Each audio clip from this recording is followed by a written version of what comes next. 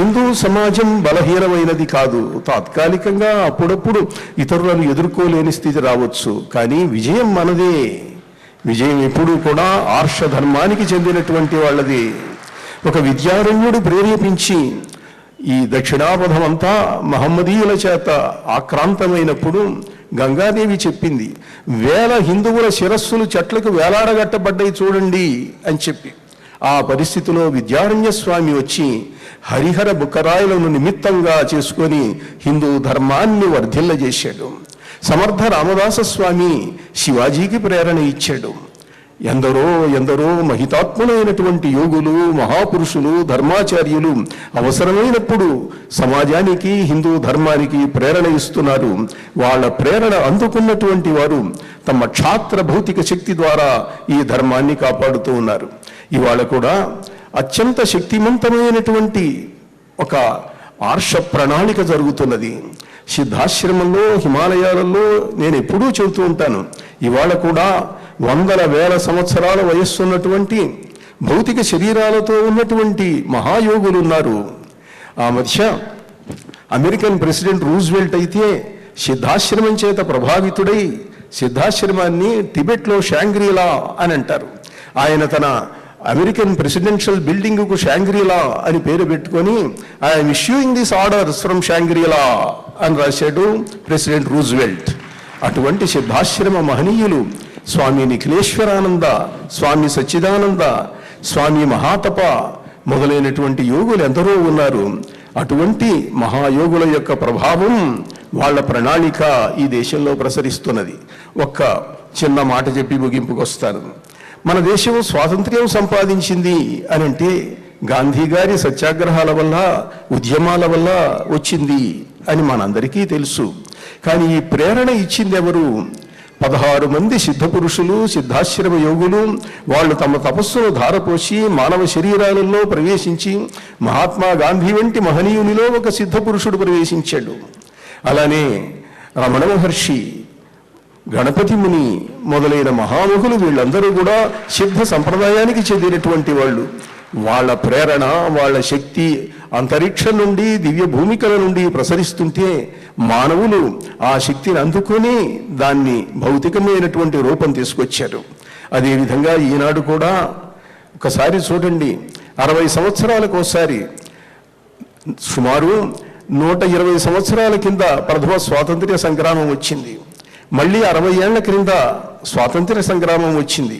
మళ్ళీ ఇప్పుడు దాదాపుగా 60 సంవత్సరాలు నడిచింది. హిందూ జాతి మహత్తరమైనటువంటి ఉద్యమాన్ని సాధించి పూనిక వహించి సమస్త ప్రపంచానికి హిందూ దివ్య పరాక్రమ జ్ఞాన జ్యోతి విశేషాలు అందించేటువంటి సమయం వచ్చింది. దానికే ఇటువంటి కార్యక్రమాలు రూపొందించబడుతూ ఉన్నాయి. అందుకే చచ్చిన జాతి కాదు మరి చావదు 1000 యుగాలకైనా. ఇందాక గరికపాటి వారు అన్నారు, స్వామివారు పద్యం చదివితే నేను పద్యాలు ఎక్కువ చదవటం మానుకున్నాను ఈ మధ్య రాగయుక్తంగా. చచ్చిన జాతి కాదు మరి చావదు 1000 యుగాలకైనా, వెన్నిచ్చిన జాతి కాదు పరువెత్తి విరోధిని విల్చి కౌగిటం గృచ్చిన జాతిరా ఇది. మరుత్తరు శాఖలతోడ హాయిగా చనగాయలాడుకొనెరా మన కీర్తిల తామ తల్లికల్.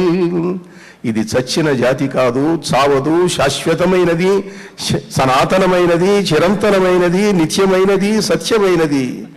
అనంతమైన పరమేశ్వర శక్తిని ఎప్పటికప్పుడు ఆవాహన చేసేటువంటి మహాజాతి ఇది.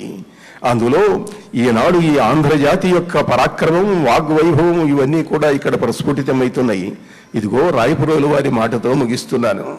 ఏ దేశమేగినా ఎందు కాలిడినా, ఏ పీఠమెక్కినా, ఎవ్వరేమనినా, ఎవ్వరెదురైనా పొగడరాని తల్లి భూమి భారతిని, నిలుపరా నీ జాతి నిండు గౌరవము. సూర్యుని వెలుతురు సోకినందాక, ఓడల జెండాలు ఆడునందాక, అందాకగల ఈ అనంత భూస్థలిని మన భూమి వంటి చల్లని తల్లి లేదు. నిలుపరా నీ జాతి నిండు గౌరవము అంటూ ఒకటే పరమ పవిత్రుడు, పూర్వజన్మలో పుణ్యం చేసుకున్నవాడు, వాడు హిందువుగా పుడతాడు. మీరంతా పుణ్యాత్ములు, హిందూ ధర్మ రక్షకులు. నారాయణ నారాయణ.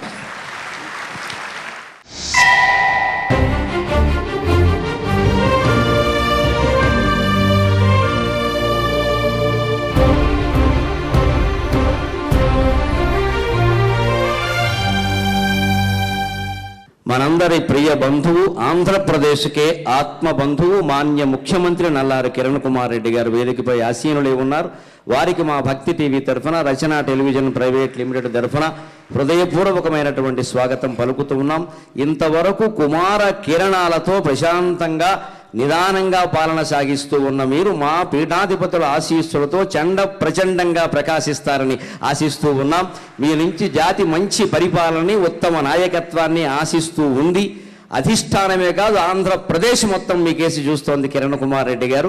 మీ చేతుల మీదుగా సన్మానం అందుకుందుకు వేద పురుషులు సిద్ధంగా ఉన్నారు. 18 మంది వేద పండితుల్ని మనం ఇప్పుడు సన్మానించుకోబోతూ ఉన్నాం. వేద భారతికి ప్రతీకలుగా ఆంధ్రప్రదేశ్ మొత్తం మీద వివిధ ప్రాంతాల నుండి విచ్చేసినటువంటి వేద పండితులకి ఇప్పుడు సన్మానం జరుగుతుంది. మాన్య ముఖ్యమంత్రి కిరణ్ కుమార్ రెడ్డి గారి సువర్ణ హస్తాల మీదుగా అటువంటి చతుర్వేదమూర్తులైనటువంటి పెద్దలకి సన్మానం చేసుకునే సమయంలో వేదమునందు అఖండ గౌరవం కలిగినటువంటి మనవారు కొణిజేటి రోశయ్య గారు, ఆంధ్రప్రదేశ్ మాజీ ముఖ్యమంత్రి, తమిళనాడు గవర్నర్గా అపూర్వ పరిపాలనా సామర్థ్యాన్ని ప్రదర్శించిన వారు, ప్రదర్శిస్తున్నవారు, దేవబ్రాహ్మణ భక్తి కలిగిన వారు వేదిక మీదకి రావడం వేద పండితుల యొక్క ఆగమనానికి సూచిక, స్వాగతం. వేద పండితులలో ముందుగా బ్రహ్మశ్రీ మద్దూరి వెంకటేశ్వర సోమయాజులు గారు, 88 సంవత్సరముల వయస్సు, అశీతి ద్వయం దాటిపోయింది, ద్వ్యశీతి దాటిపోయింది. 82 పన్నాలంటారు కానీ ఆ 82 కూడా దాటిపోయి 88 సంవత్సరాల వయస్సు. కృష్ణా జిల్లా దుద్దూరుకు చెందినటువంటి వారు, కృష్ణ యజుర్వేదంలో పండితులు, స్వాధ్యాయ చతురానన, వైదిక సార్వభౌమ, ప్రస్తుతం ఆంధ్రప్రదేశ్ దేవాదాయ ధర్మాదాయ శాఖ ఆగమ శాస్త్ర సలహా మండలి అధ్యక్షులుగా సేవలు అందిస్తూ ఉన్నారు. వారికి సముచితమైనటువంటి సత్కారం చేయవలసిందిగా మాన్య ముఖ్యమంత్రిని కోరుతూ ఉన్నాం. రండి. ఓం అజ్ఞేయం యజ్ఞమద్ధరం విశ్వదః పరిభూరసే సైద్దేవేషు గచ్చతి సోమయాస్తే మయో భువ ఊదయః సందిదాశుషే తాభిర్నో వితాభవ అగ్నిర్భూర్ధ్వా భువః త్వన్నః సోమయా తే ధామాని అచిత్తీయచ్చ గృమాదేవ్యే జనే దీనైర్దక్షైః ప్రభు పూరుషత్వదా. వయోవృద్ధులు, జ్ఞానవృద్ధులైన మద్దూరు వెంకటేశ్వర సోమయాజులు గారిని సత్కరించుకొని ఈ పరిషత్తు తనని తాను సత్కరించుకుంది. తర్వాత బ్రహ్మశ్రీ విష్ణుభట్ల శ్రీరామమూర్తి శాస్త్రి గారు, 84 సంవత్సరాల వయస్సు, కృష్ణా జిల్లా గొడ్లవల్లేరుకు చెందినటువంటి వేద పండితులు, కృష్ణ యజుర్వేద పండితులు, ఘనపాఠి, సువర్ణ ఘంటా కంకణ బిరుదాంకితులు, విద్యారణ్య భాష్యవేత్త, వేదార్థ పండితులు బ్రహ్మశ్రీ విష్ణుభట్ల శ్రీరామమూర్తి శాస్త్రి గారిని సవినయంగా వేదిక మీదకి రావాల్సిందిగా కోరుతూ ఉన్నాం. అనంతరం బ్రహ్మశ్రీ మాడుగుల మాణిక్య సోమయాజి గారు, 72 సంవత్సరాల వయస్సు, మెదక్ జిల్లా సదాశివపేటకు చెందినటువంటి వారు. వారిని కూడా వేదిక మీదకి రావాల్సిందిగా కోరుతూ ఉన్నాం. శ్రీ బ్రహ్మశ్రీ విష్ణుభట్ల శ్రీరామమూర్తి శాస్త్రి గారు. శాస్త్రి గారికి ఇప్పుడు సన్మానం జరుగుతోంది. సమాస్త్వాగ్నర్దవో వర్ధయంతు సంవత్సరా ఋషయో నిసత్యా సందివ్యేన దీర్ఘరోచనేన ఆభాహి ప్రదిశః పృథివ్యా. బ్రహ్మశ్రీ మాడుగుల మాణిక్య సోమయాజి గారికి సన్మానం జరుగుతోంది. మెదక్ జిల్లా సదాశివపేట వీరి స్వగ్రామం. 72 సంవత్సరాల వయస్సు, కృష్ణ యజుర్వేద పండితులు, వేద విద్వాన్, విద్వదాహితాగ్ని, వేద విద్యా పయోనిధి, వేదరత్న, ఆచార్య చూడామణి. మిమ్మల్ని సత్కరించడం రాష్ట్ర ప్రభుత్వం తనను తాను సత్కరించుకున్నట్టుగా భావిస్తూ ఉంది. అనంతరం బ్రహ్మశ్రీ వేదుల గోవింద శర్మ గారు, విజయనగరం వారు. వారిని వేదిక మీదకి రావాల్సిందిగా కోరుతూ ఉన్నాం.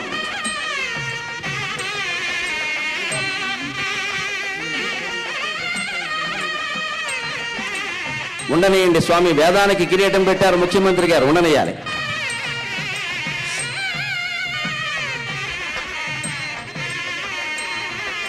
ఆ.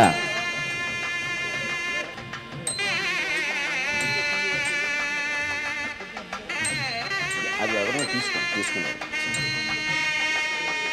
4వ వారు బ్రహ్మశ్రీ వేదుల గోవింద శర్మ గారు, విజయనగరం.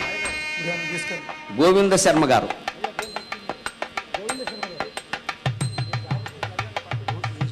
వేదుల గోవింద శర్మ గారు 65 సంవత్సరాలు, విజయనగరం. తర్వాత శ్రీరాముల జయరామ అవధాని గారు, నాగోల్, హైదరాబాద్. శ్రీరాముల జయరామ అవధాని గారు హైదరాబాద్కు చెందిన వారు, నాగోల్. 63 సంవత్సరాల వయస్సు. శ్రీకృష్ణ యజుర్వేదం పండితులు. తాము నిలబడలేని స్థితిలో ఉన్న వేదాలను నిలబెడుతూ ఉన్న పండితుడికి మనం ఇప్పుడు సత్కారం చేస్తూ ఉన్నాం. శ్రీకృష్ణ యజుర్వేద పండితులు. సౌభగాయ విశ్వే నమనుమదంతు దేవాః అముత్రభూయాదధయద్యమస్య బృహస్పతే అభిషస్తేరముంచః ప్రత్యౌహదామశ్వినా మృత్యుమస్మాద్దేవానాభిషజాశచీభిః. శ్రీరాముల జయరామ అవధాని గారు హైదరాబాద్, నాగోలుకు చెందినవారు. శ్రీకృష్ణ యజుర్వేద శాఖ పండితులు. సన్నిధానం లక్ష్మీనారాయణమూర్తి అవధానుల గారి ప్రియ శిష్యులు. అశీతి ద్వయం క్రమాంతం తిరుపతి దేవస్థానంలో వేదపారాయణం చేసి పదవీ విరమణ చేశారు. అటువంటి శ్రీరాముల జయరామ అవధాని గారిని సత్కరించుకోవడం ఈ పరిషత్తు తనను తాకు చేసుకున్న సన్మానంగా భావిస్తూ బ్రహ్మశ్రీ విశ్వనాథ గోపాలకృష్ణమూర్తి గారు, రాజమండ్రి. 63 సంవత్సరాల వయస్సు. గౌతమి విద్యాపీఠం ప్రిన్సిపాల్గా వ్యవహరించి సమర్థంగా పాఠశాలని, కళాశాలను నిర్వహించి ఎంతో మంది సంస్కృత వేద విద్యార్థులను తయారు చేసి పదవీ విరమణ చేశారు. నా మటుకు నాకు వేదములో, శాస్త్రంలో ఏదన్నా అనుమానం వస్తే విశ్వనాథ గోపాలకృష్ణ గారికి ఫోన్ చేస్తాను. అది లెక్క. వారి ఎందు నాకు ఉండేటువంటి గౌరవం అటువంటిది.